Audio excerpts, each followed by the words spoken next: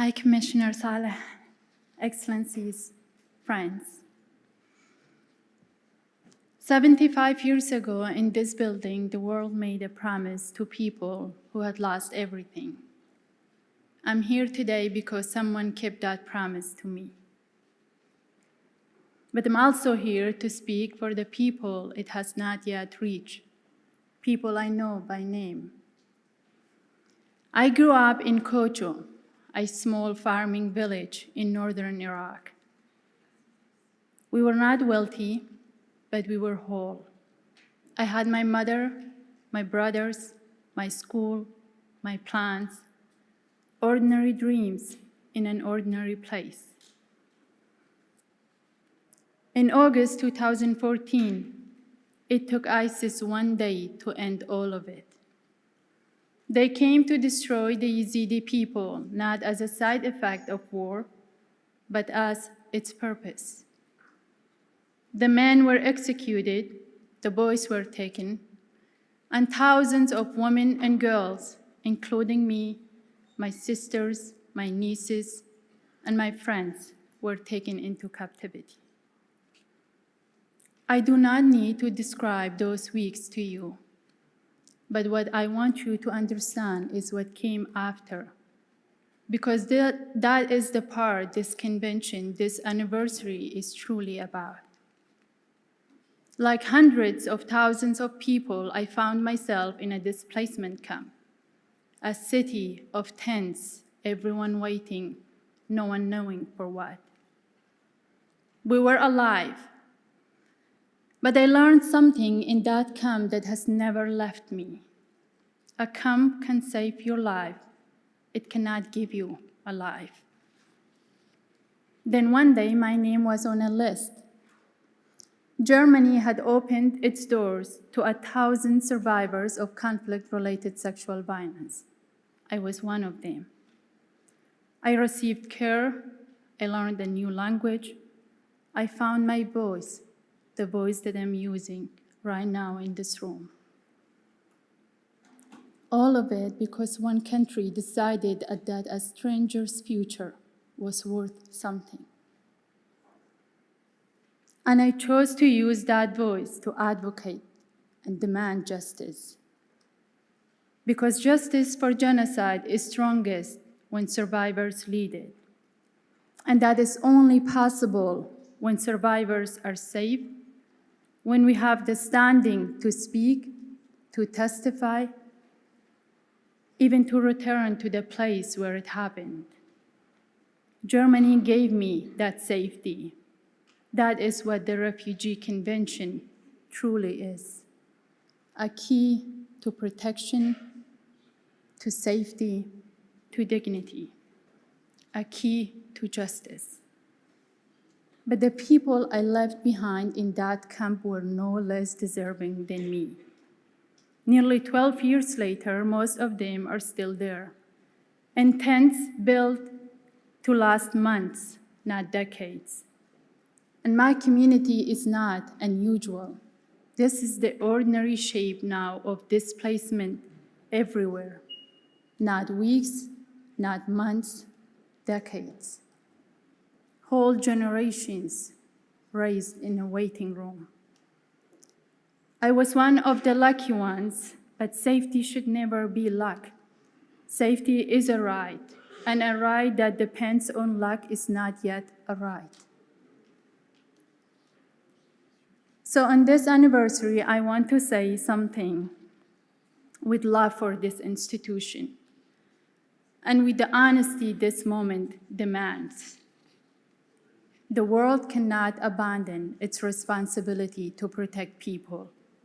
That is the promise of 1951, and it must never be broken. But we must also be truthful about what protection means.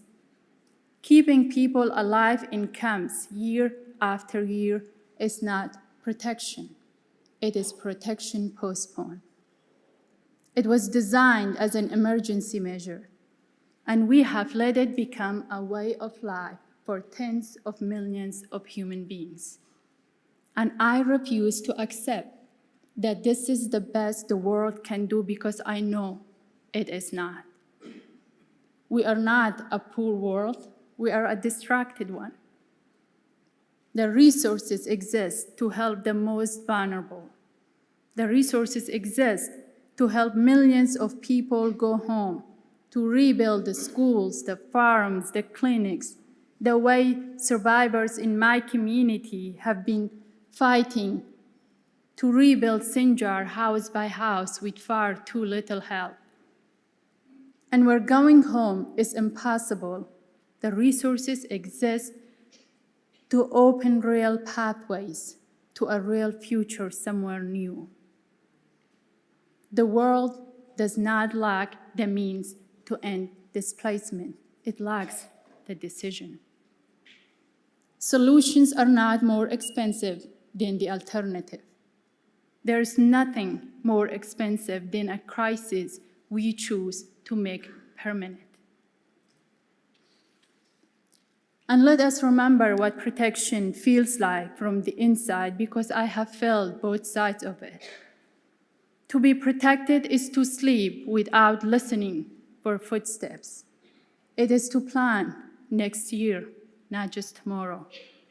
It is to raise your children without the fear that a knock on the door, a change in politics, a piece of paper can undo your whole life.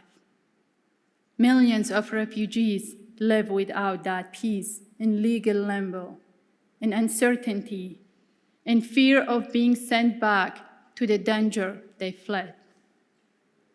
A person cannot heal while constantly looking over their shoulder. Protection is not only a border you are allowed to cross. It is the certainty that no one will push you back across it. That is why I'm proud to add my name to the promise. Not because it is a ceremony, but because it is a commitment. The same commitment made in this building 75 years ago, renewed for a harder time. And we are here today to ask leaders everywhere to renew it, not only in words.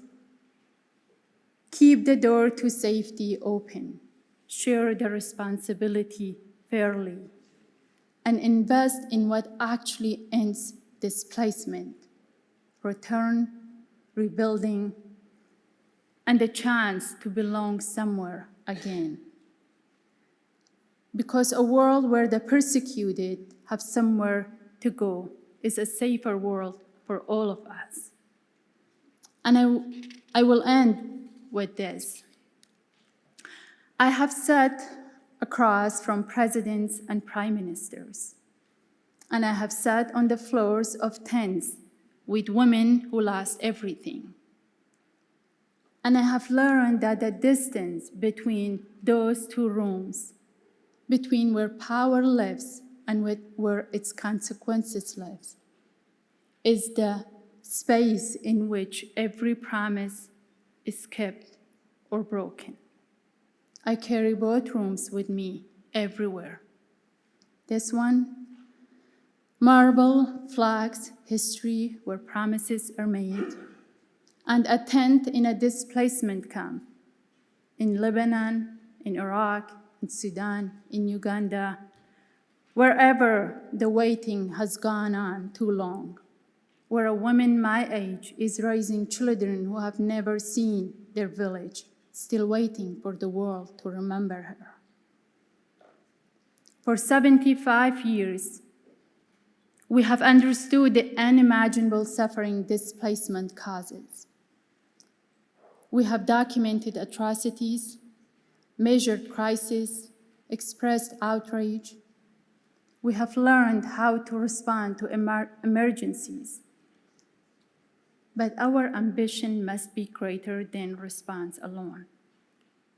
If the last 75 years have been defined by protecting those forced to flee, let the next 75 be defined by restoring what they have lost. Thank you.